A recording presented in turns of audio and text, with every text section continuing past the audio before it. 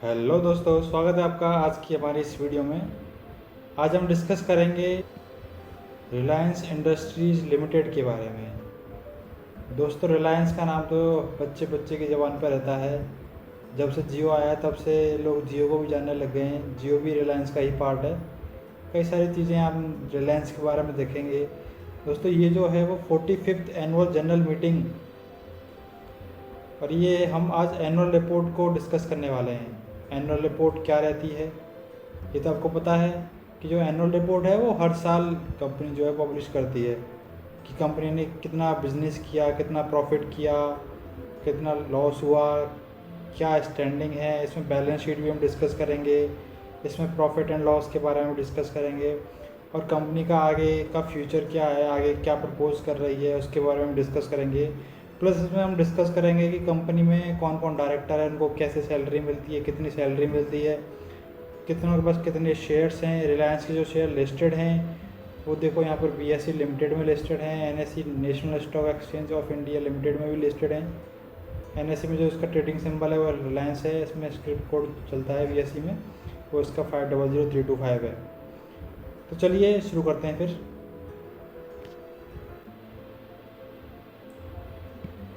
तो दोस्तों, यहाँ पर देखो इसने मेंशन किया हुआ है कि आइटम नंबर 5 से लेके आइटम नंबर 11 तक इन्होंने बताया हुआ है कि ये इशू इन्होंने डिस्कस किए हैं, जो पॉइंट्स इन्होंने डिस्कस किए हैं।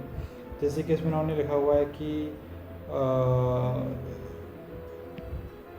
जैसे इसमें ये देखिए, approve the appointment of SRBC and COLLP chartered accountant. ये जो कंपनी है SRBC एंड COLLP, ये CA जो चार्टर्ड अकाउंटेंट कंपनी है, ये इसका ऑडिटर है, रिलायंस का ऑडिट करती है। ये आइटम नंबर 5 हो गया, इसका रेजोल्यूशन लेके आए लोग। आइटम नंबर 6 में देखिए, ये श्री निखिल आर मेसवानी इसके होल टाइम डायरेक्टर है। कई सारे लोग हैं इसमें डायरेक्टर, वो हम देखेंगे। तो उनकी रीअपॉइंटमेंट के लिए ये लोग प्रपोजल लेके आए। तो ऐसे कई सारे प्रपोजल ये लेके आते हैं हर एक एनुअल मीटिंग में, हर एक एनुअल रिपोर्ट में। फिर इनके बाद वोटिंग होती है, उसके बाद जो डिसीजन होता है उसके हिसाब से ये अपना कार्रवाई करते हैं। दोस्तों, यहाँ पे ट्रांजेक्शन्स के बारे में नॉलेज रहती है कि जो कंपनी के सब्सिडरीज़ हैं या जेवीज़ हैं, उनके साथ जो भी ट्रांजेक्शन होता है उसके बारे में रहता है। जैसे आप सभी को पता होगा, रिलायंस बीपी के स्टोर हमने देखे हैं कई सारे रोड्स पे। तो ये बीपी मोबिलिटी लिमिटेड भी इसी का पार्ट है। जैसे RBML बोलते हैं इसको।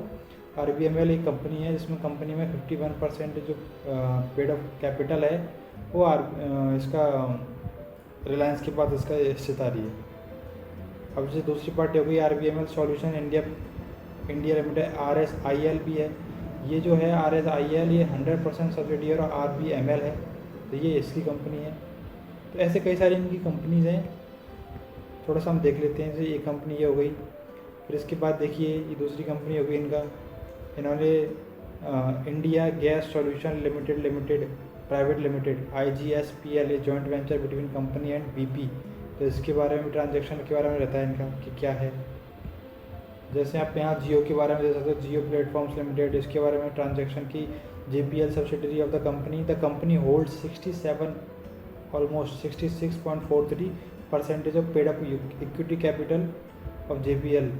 फेसबुक एंड गूगल, जो हमने कुछ लास्ट हमने न्यूज़ सुना था ना, फेसबुक और गूगल में कुछ हिस्सेदारी इन्होंने बेची है रिलायंस ने जियो का। तो जियो का जो कुछ हिस्सेदारी है वो फेसबुक और गूगल के पास है। They hold 17.71% out of the balance 33% in JPL। तो जो JPL जियो प्लेटफॉर्म्स लिमिटेड का 17.7% तो है फेसबुक एंड गूगल के पास, और 66.43% है वो रिलायंस के पास है। बाकी का है वो भी किसी के पास होगा। जैसे यहाँ पर आप देख सकते हो, इसमें क्या details of directors retiring bye rotation, seeking appointment, reappointment at the meeting. जो भी डायरेक्टर है, होल टाइम डायरेक्टर्स हैं जो कि रिटायर होने वाले हैं, उनका रीअपॉइंटमेंट के लिए ये मीटिंग की जाती है। जैसे कि जो श्रीमती नीता मुकेश अंबानी है, ये मुकेश अंबानी जी की वाइफ हैं। 59 ईयर्स की ओल्ड है। इनका एजुकेशन क्वालिफिकेशन बता दिया इन्होंने कि इन्होंने कॉमर्स किया मुंबई यूनिवर्सिटी से।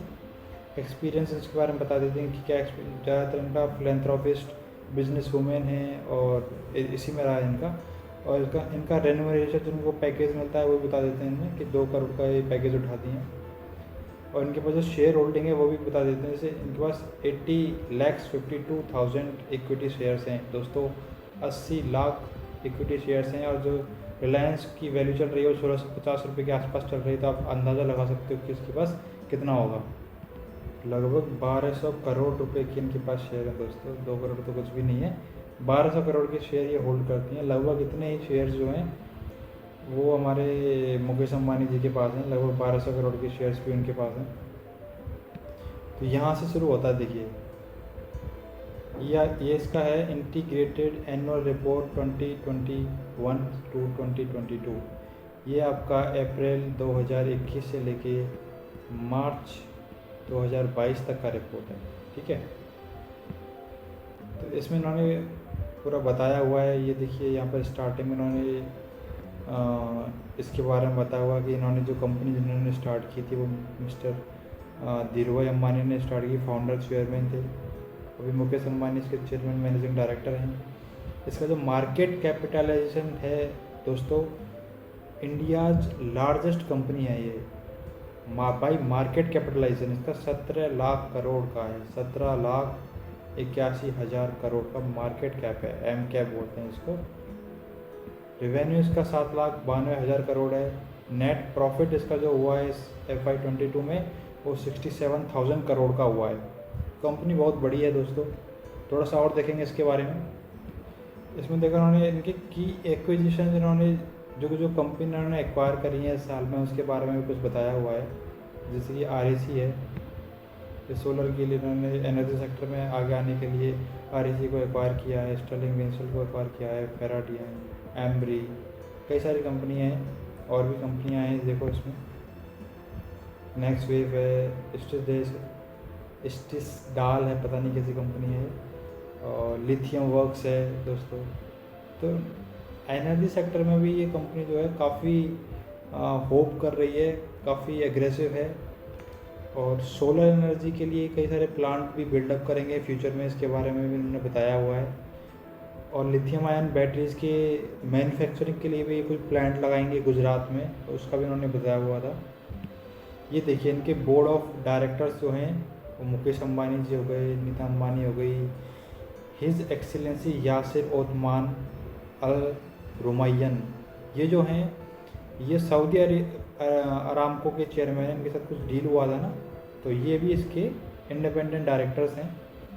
प्रोफेसर सी दीपक जैन हैं, रघुनाथ ए मशेलकर हैं, श्री आदिल जैनुलभाई हैं, रामेंद्र सिंह गुजराल हैं, सुमित बनर्जी, तो कई सारे लोग हैं, इनके होल टाइम डायरेक्टर्स हैं ये दोस्तों। इसका जो आप यहाँ देखेंगे कि रेवेन्यू सेगमेंट में कि रेवेन्यू कंट्रीब्यूशन किसका कितना रहता है, तो O2C जो है वो ऑयल टू केमिकल है। मेन जो इसका वर्क है वो है ऑयल टू केमिकल प्रोड्यूस करना, मतलब रिफाइनरी का वाला बिजनेस है। ये 56% जो है रेवेन्यू वो यहाँ से आता है, 22.7% जो रिटेल से आता है। जैसे रिटेल में इसका जियो मार्ट वगैरह है वो आ गया, रिलायंस फ्रेश हो गया। डिजिटल सर्विस इसका जियो है, जियो फ़ोन है, और भी कोई क्लाउड वगैरह का सर्विसेज है। जैसे इसके कुछ वूट वगैरह, वायाकॉम 18 कुछ चैनल्स हैं इसके,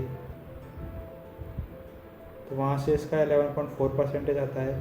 ऑयल एंड गैस से इसका केवल 0.8% आता है, और अदर्स जो भी इनके काम है वहाँ से 8.3% आता है। तो मेनली आप देखोगे तो ऑयल टू केमिकल इनका रिफाइनरी का बिजनेस है, रिटेल का बिजनेस है दोस्तों। रिलायंस इतनी बड़ी कंपनी है कि हम आज की इस वीडियो काफ़ी लंबी होने वाली है, क्योंकि इस वीडियो में हम पूरा कवर ही नहीं कर पाएंगे कि कौन कौन सी इसकी सब्सिडरीज हैं, किन के साथ इन्होंने JV किया हुआ है, कितनी ही कंपनियों को इन्होंने एक्वायर किया हुआ है दोस्तों। बहुत बड़ी कंपनी है, मैसिव। तो इसमें रिटेल के बारे में कुछ दिया हुआ है कि रिटेल में इसका देखो, आप देखा हुआ है अपने इसमें कि रिलायंस स्मार्ट है, देखिए जियो स्मार्ट है, फ्रेश पिक है, जय सूर्यास है, रिलायंस डिजिटल है, जियो डिजिटल लाइफ है, रिलायंस रिजो है, ट्रेंड्स हैं, रिलायंस ज्वेल्स है, हैम्बलेज है, अवंतरा है, नेटमेट्स है, प्लस 50+ ब्रांड पार्टनर स्टोर्स हैं। और यहाँ देखिए जियो मार्ट है, मिल्क बास्केट है, जियो मार्ट है पार्टनर, जियो मार्ट डिजिटल है, AJIO बिजनेस है, AJIO है, AJIO लूक्स है, जिवामी है, अर्बन लैडर है, नेटमेट्स है, रिलायंस डिजिटल है। तो दोस्तों इतने सारे मतलब ये तो केवल रिटेल ही रिटेल के हैं, अभी ख़त्म नहीं हुए। रिटेल में इनके देखो जो एक्विजिशन और पार्टनरशिप है वो भी दिखेंगे सर किसी जस्ट डायल के साथ है, 11/7 है, मिल्क बास्केट है, रितु कुमार, मनीष मल्होत्रा, पोर्टिको, ग्लोविया, मानते, इतनी सारी मतलब लोगों के साथ, इतनी सारी कंपनियों के साथ। अंजू है इन्वेस्ट, ये इसमें इनका इन्वेस्टमेंट है। अंजू डंजू जो है, सॉरी डंजू है, ये एक leading quick commerce and last mile fulfilment player है। तो दोस्तों इतनी सारी कंपनी इसके अंडर आती हैं। रिलायंस एक बहुत बड़ा ब्रांड है, बहुत बड़ा ग्रुप है, सॉरी। ये देखिए सर, रिटेल में इसका रिलायंस स्मार्ट के बारे में बताया हुआ है कि इसके 97,000 प्लस स्टोर्स हैं।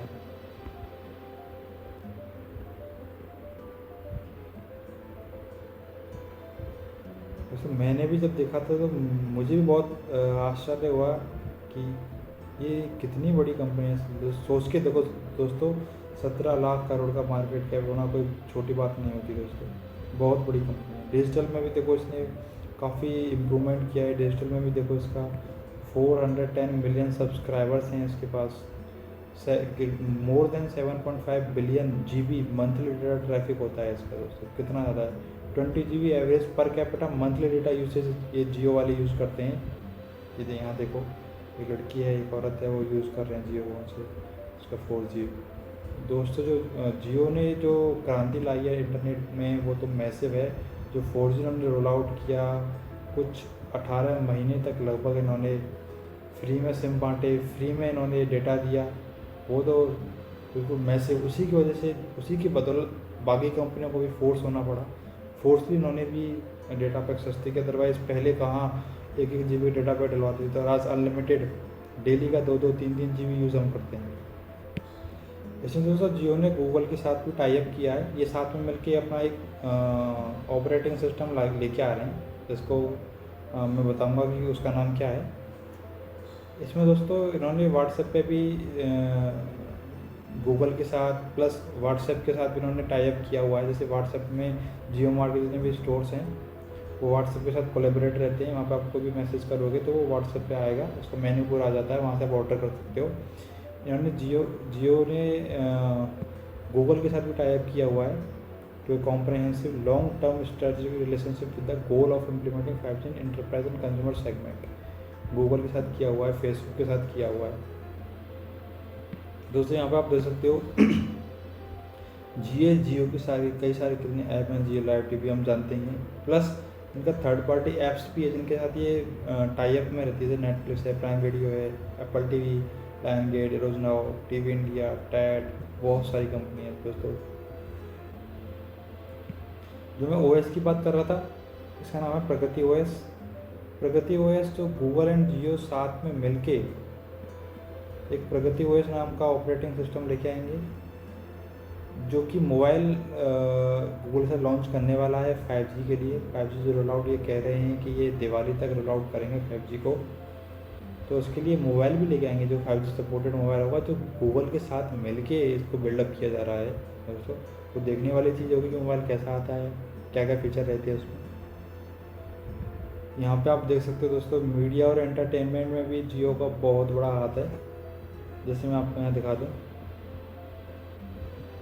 इसका जो पोर्टफोलियो में दोस्तों कौन कौन सी कंपनी आती हैं, आज से पहले शायद आपको भी नहीं पता होगा कि CNBC 18, CNN news 18, news India 18, news 18, money control pro, first post, TV colours हो गया, रिश्ते कलर्स हो गया, स्पोर्ट्स 18 हो गया, सिनेप्लेक्स हो गया, MTV Beats, Nick, Colors Infinity, History TV। Digital में इसका वूट है, वूट सेलेक्ट है, वूट किड्स है, बुक माई शो। बाप रे, कितनी सारी कंपनी दोस्तों, मतलब पूरा टीवी इन्होंने हैक किया हुआ है। डिजिटल में पूरा मनी कंट्रोल, मतलब मनी कंट्रोल तो मेरे लिए बहुत सरप्राइजिंग था कि मनी कंट्रोल रिलायंस ग्रुप का है। क्या बात है दोस्तों, क्या बात है, ज़बरदस्त। दोस्तों अब तक हम देख रहे थे कि रिलायंस ग्रुप कितना बड़ा है। मतलब ये 297 पेज की रिपोर्ट है, इसको हम पूरा पढ़ने जाएंगे दोस्तों। मैंने पूरा पढ़ा हुआ है, बट अगर हम वीडियो में इसको पूरा बताने जाएंगे डिटेल में तो दोस्तों 1 घंटा, 1.5 घंटा, 2 घंटा, पता नहीं कितने घंटे लग जाएंगे। तो टू कीप इट शॉर्ट मैंने आपको बता दिया कि इसका कहाँ कहाँ पर प्रेजेंस है। फिर इसके बाद हम जैसे एनुअल रिपोर्ट में क्या है, फाइनेंशियल स्टेटमेंट भी रहता है, तो हम डायरेक्ट सीधे फाइनेंशियल स्टेटमेंट पे चलते हैं। ठीक है,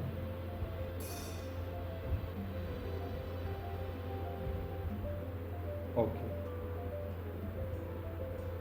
ये आ गया इसमें देखिए फाइनेंशियल स्टेटमेंट। अच्छा, फाइनेंशियल स्टेटमेंट क्या है, जो कंपनी का एक तरह से कह सकते हो ये कुंडली होती है, मतलब कंपनी की एक तरह से कुंडली होती है, कंपनी का पूरा चिट्ठा होता है इसमें। अच्छा, फाइनेंशियल स्टेटमेंट जो है वो दो तरीके की होती हैं, एक स्टैंड अलोन होता है और एक कंसोलिडेटेड होता है। अच्छा, दोनों में अंतर क्या है, जैसे नाम से एकदम साफ साफ पता लगा सकते हैं हम। जैसे स्टैंड अलोन का मतलब होता है, स्टैंड मतलब खड़ा हुआ है अकेला, तो इसमें केवल जो है वो रिलायंस ग्रुप के बारे में ही बात होती है। जैसे रिलायंस इंडस्ट्रीज़ का है ये, तो रिलायंस इंडस्ट्रीज़ के बारे में ही केवल ये बताएंगे कि उसका कितना टर्नओवर है वगैरह वगैरह। और जो कंसोलिडेटेड होता है इसमें ये RIL ग्रुप आता है पूरा। ग्रुप का मतलब ये होता है कि रिलायंस इंडस्ट्रीज लिमिटेड प्लस इसकी जो सब्सिडरीज़ हैं या JVs हैं, जैसे जियो हो गया, RPML वगैरह हम देखे थे वो हो गया, इसका मीडिया हाउसेज जो हैं उन्हें देखे थे अभी वो हो गया, प्लस इसका और भी कोई बिजनेस जिन्होंने जैसे REC वगैरह भी एक्वायर किए हैं, प्लस उनका बिजनेस हो गया। जितनी भी RIL ग्रुप में कंपनीज एक्वायर्ड हैं उनका पूरा कंसोलिडेटेड मतलब एक साथ मिल के बनाया हुआ, तो वो उसमें आता है। ठीक है, तो सबसे पहले हम स्टैंड अलोन शीट पर जाएंगे, वो देख लेते हैं कि इसमें कैसा परफॉर्मेंस रहा है इनका। अच्छा, इसमें दो चीज़ें होती हैं जो भी हम किसी भी फाइनेंशियल स्टेटमेंट देखते हैं, तो उसमें एक होता है बैलेंस शीट और एक होता है प्रॉफिट एंड लॉस शीट। तो बैलेंस शीट का मतलब ये होता है कि बैलेंस शीट में ये एसेट और लायबिलिटीज़ के बारे में बताते हैं कि कंपनी का बैलेंस कितना है, पैसा कहाँ पे है कंपनी का, कहाँ से ले रही है, कहाँ दे रही है, कितना दे रही है, वो सब बैलेंस शीट में रहता है। प्रॉफिट एंड लॉस में केवल प्रॉफिट और लॉस का रहता है, कितना सेल किया, कितना प्रॉफिट हुआ, कितना कॉस्ट अकर हुआ, वो उसके बारे में रहता है। ठीक है, अभी हम सबसे पहले देखते हैं बैलेंस शीट के बारे में। बैलेंस शीट में देखो, आप यहाँ देखोगे तो आपको मिलेगा एसेट और लायबिलिटीज़। दोस्तों, एसेट जो होते हैं वो जनरेटिंग जो भी जैसे दो चीज़ें होती हैं, एक तो जो आपके पैसा कमा कर दे और दूसरी जिसमें पैसा जाए, जिसमें आप पैसा खर्च कर रहे हो। तो एसेट होता है जो आपको पैसा कमा कर देती है, और लायबिलिटीज़ होती हैं जहाँ आपका पैसा खर्च होता है। ठीक है, बेसिक सा ये मतलब है इसका। अच्छा, इसमें दो चीज़ें होती हैं, नॉन करंट और करंट। नॉन करंट का मतलब होता है, जो नॉन करंट होती हैं उसका मतलब होता है, ठीक है, नॉन करंट में जो होती हैं, नॉन करंट का मतलब होता है मोर देन 1 ईयर। तो इसमें जो भी हम देखते हैं प्रॉपर्टी है मोर देन 1 ईयर के लिए है, ये property capital work in progress है, मोर देन 1 ईयर का रहेगा, 19,000 करोड़ जो है यहाँ पर। जो भी इन्वेस्टमेंट इसके हैं, जो भी लोन इसके हैं, जो भी फाइनेंशियल एसेट्स वगैरह हैं, ये मोर देन 1 ईयर के रहेंगे। ठीक है, दूसरा होता है करंट एसेट्स। करंट जो एसेट्स जो होते हैं वो लेस देन 1 ईयर के होते हैं।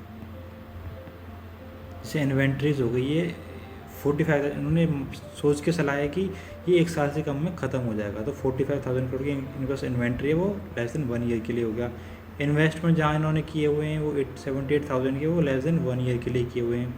जिन्होंने लोन लिए हुए हैं करंट एसेट्स में, वो जैसे कि लोन लिया उन्होंने 161, देखो बहुत कम लोन लिया उन्होंने, 161 करोड़ ओनली, तो ये भी लेस देन 1 ईयर के लिए है। जैसे मोर देन लॉन्ग टर्म के लिए जो लिया हुआ है वो लोन, वो है 41,000 करोड़ का लोन है दोस्तों। अच्छा, ऐसे ही लायबिलिटीज़ में हम देखते हैं, तो लायबिलिटीज़ में भी 2 सेक्शन होते हैं, current liabilities and non current liabilities. तो नॉन करंट क्या, लॉन्ग टर्म के लिए हो गया, करंट हो गया शॉर्ट टर्म के लिए। इसमें क्या होता है, जैसे फाइनेंशियल बोरोइंग्स हो गई, कितना लोन लिया हुआ है, लीज लायबिलिटी क्या है, कोई लीज पे प्रॉपर्टी ले रखी, तो कुछ प्रोविजन हम बनाते हैं। प्रोविज़न होता है दोस्तों, जैसे मान लो कंपनी ने कोई बिज़नेस किया, बिज़नेस में उनको कुछ लेट डिलीवरी का चार्जेस कट गए या कुछ और एक्सपेंसेस हो गए, और जो कि अकाउंटेबल नहीं होते या उनको कोई बिल नहीं मिलते, तो उनको वो प्रोविजंस में डाल देते हैं। अच्छा, करंट लायबिलिटीज़ में क्या होता है, वो लेस देन 1 ईयर के लिए शॉर्ट टर्म की लायबिलिटीज़ होती हैं, जो कि 1 साल के अंदर वेव ऑफ हो जाएंगी, वो होती हैं फाइनेंशियल लायबिलिटीज़ होगी, बोरोइंग्स कुछ उधार लिया हुआ है वो हो गया, और इसमें आपको other financial, other current liabilities हो गया, प्रोविजंस हो गया, ये सारी चीज़ें आ जाती हैं। ठीक है। अब दोस्तों बैलेंस शीट का एक रूल होता है कि इसमें जो टोटल एसेट्स होते हैं वो टोटल लाइबिलिटीज़ के ही बराबर रहेंगे। यहाँ आप देखो, यहाँ आपको मिलेगा टोटल एसेट्स। टोटल एसेट्स आते हैं total non current assets plus total current assets मिला के। तो यहाँ पर होता है 8,78,674 करोड़। ठीक है।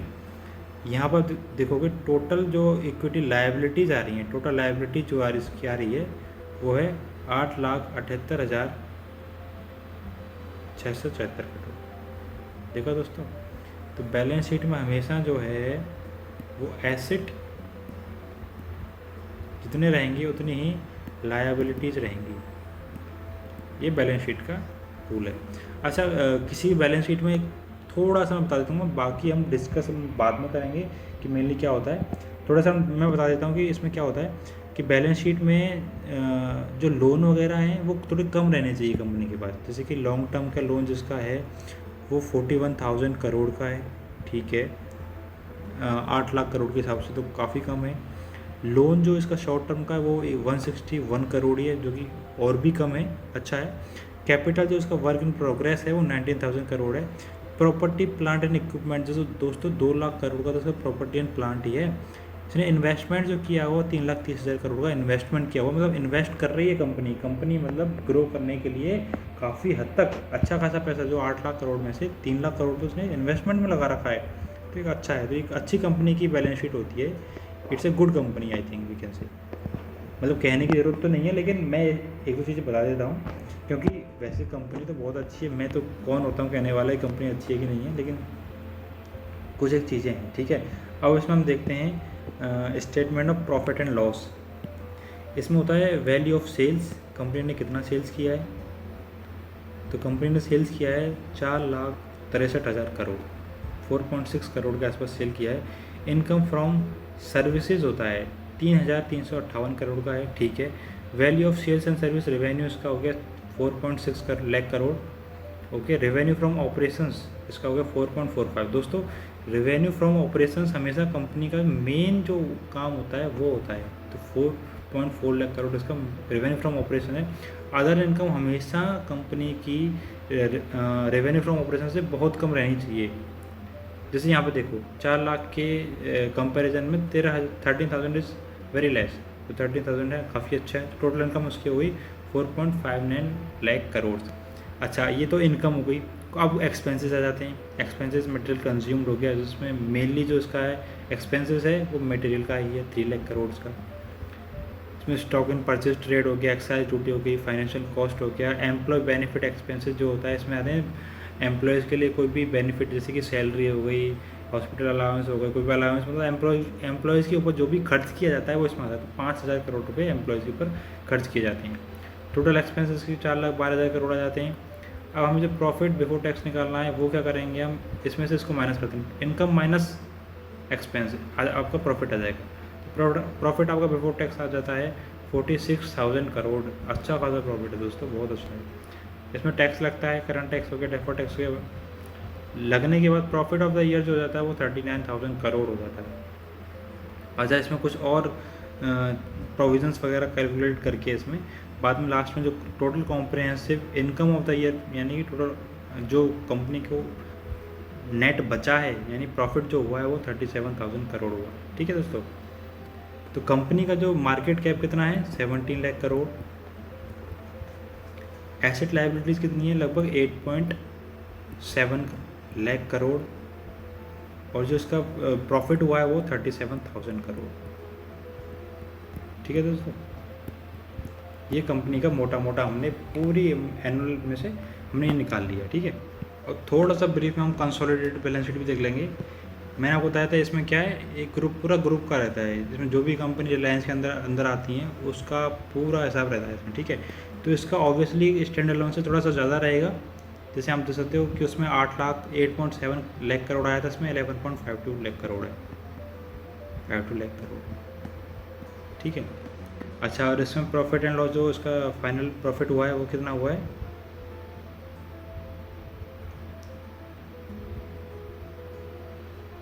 90,000 करोड़, 90,000 करोड़ इसका प्रॉफिट है। ठीक है दोस्तों, और इसका हुआ था केवल रिलायंस का 67,000 करोड़। तो मतलब काफ़ी अच्छा इसका जो अदर ग्रुप है वो काफ़ी अच्छा परफॉर्म कर रहा है दोस्तों। तो दोस्तों आज का वीडियो आपको कैसा लगा हमें ज़रूर बताइएगा। किसी और चीज़ के बारे में कोई भी डिस्कशन करना हो, कोई भी और नॉलेज चाहिए हो, उसके बारे में ज़रूर बताइएगा। आज का वीडियो हम फिर यहीं समाप्त करते हैं। Thank you. इस चैनल को सब्सक्राइब करना ना भूलिएगा। आपको अच्छा लगे तो इसके दोस्तों के साथ शेयर कीजिए, सब्सक्राइब कीजिए, कमेंट कीजिए। Thank you so much.